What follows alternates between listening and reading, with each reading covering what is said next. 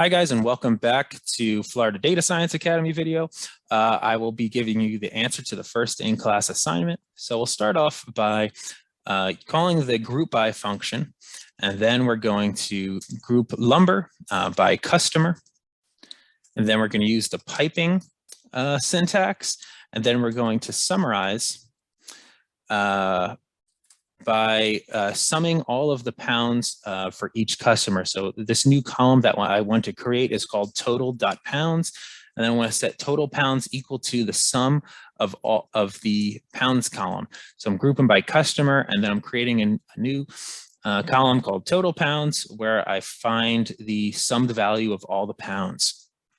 And when I run that line of code, we see that the total amount of lumber that Home Depot has purchased is 1,400 pounds. Lowe's has purchased 1,480 pounds, and Walmart's purchased 545 pounds. So hopefully you guys were able to answer that question.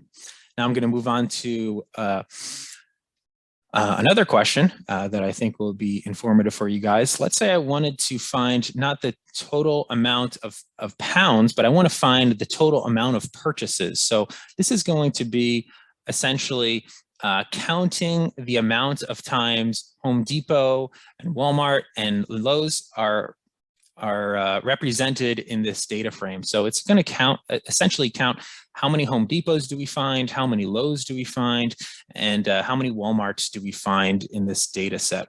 So I'll start off by using the group by function. Then I'm going to call lumber and then customer. And then I'm going to use the piping syntax. And then I'm going to summarize this data set by creating a new column called purchases per customer.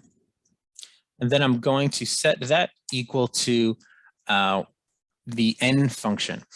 So this n function is essentially, it just counts. So we're grouping by customer, and then we're counting by the number of customers that we find grouped together. So what R is going to do is look through this lumber data set. It's going to group all of the customers together. Then it's going to count how many times each customer is represented. And it's going to be stored in this table in the column called purchases per customer. So when I run that line, looks like we have a little bit of a syntax issue here. Summarize, oh, no, there's the issue, can't have that, parentheses there.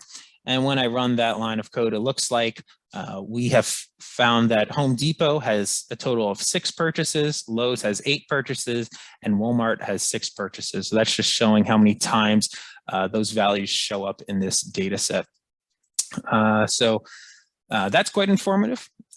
But let's say we wanted to find the mean price per customer per product. So now we're combining, we're grouping different rows together, and then we're aggregating them in a different way. So we'll start this section with mean price per customer per product.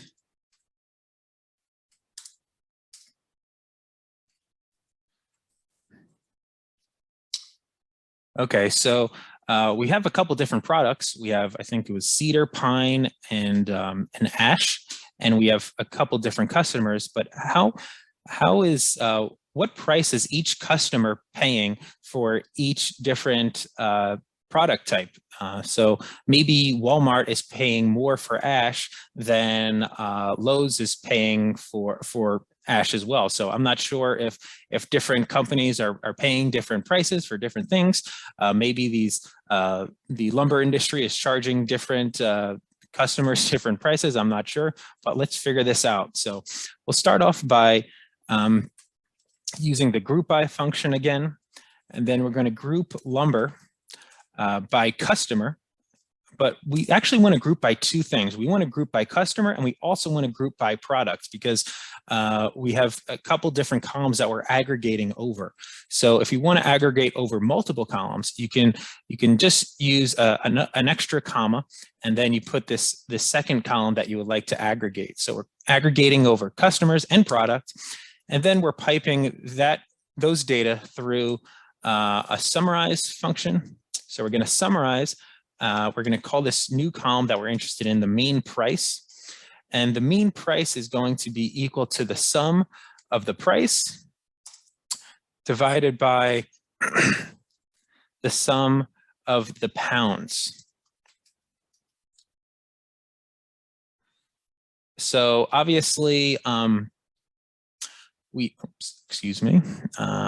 pounds. So different companies, we'll just open up lumber here again. Different companies we're purchasing different products, and they may be having different prices, but I'm not really interested in the total price. I'm interested in the price for a certain weight, because I think it would be comparing apples and oranges to say like, oh, Home Depot is maybe their purchases are higher, but they're buying a lot more. But I'm not really interested in the total price that they're paying. I'm interested in the unit price, or the price per pounds that they're paying. So we want to aggregate over customers and products. And then if we want to find the mean price, actually I could put mean price per pounds.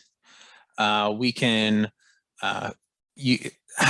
find the sum of the price, and then we can divide it by the sum of the pounds to find the mean price per pounds. And then if I run that line of code, we get a tibble that's demonstrated here. So it looks like Home Depot for ash is paying $3.2 per pounds. Home Depot for cedar is paying $6 per pounds, and so on. But we actually do see some differences in the prices per pounds for different products for different customers. So looks like Walmart is kind of having a difficult situation. They're getting charged the most for ash, at least compared to Lowe's and Home Depot. But Walmart's actually paying less for cedar than Home Depot. Home Depot is. Home Depot's paying $6 per pound. Walmart's paying $4.5 per pound. And but generally the values are relatively similar, but there are some discrepancies between the different retailers. So now we'll be moving on to our second in-class assignment of class 3. I'm just going to type a note to myself, in-class assignment. And we're going to be working with the MT cars data set. So there's actually a lot of different R data sets that are built in with the base function of R. And one of the most frequently used data sets is this MT cars data set. So we can actually type it in the console, MT cars. And we can see that we have about, 8 or so different columns. We have all of these different models of different cars, and when we have data on miles per gallon, cylinders, horsepower, weights, how many gears it has, and so on. So it's actually a pretty helpful data set that's used very frequently when we're working in RStudio. And I want you, in this second in-class assignment, I want you to work with this MT cars data set and do some aggregating and finding mean miles per gallon and maximum horsepower and so on for cars of different cars with different amounts of cylinders. So the question that I want you to answer is, I want you to find the mean miles per gallon, the maximum horsepower, the minimum weight, sorry, the last thing I want you to find is the minimum weight per each cylinder type.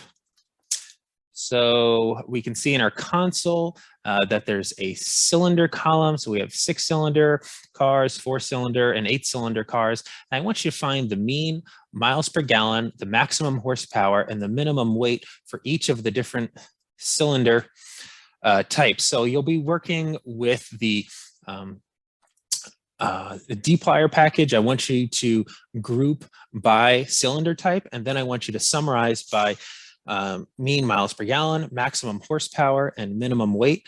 I think that we actually didn't, I didn't show you guys the maximum and minimum functions, so hopefully you guys can look those up on the internet. It should be very simple. So I do want you to look up the maximum and minimum functions, and we already have worked with mean pretty extensively already. So you can pause the video now and then tune back in, and I'll give you guys the answers. Thanks.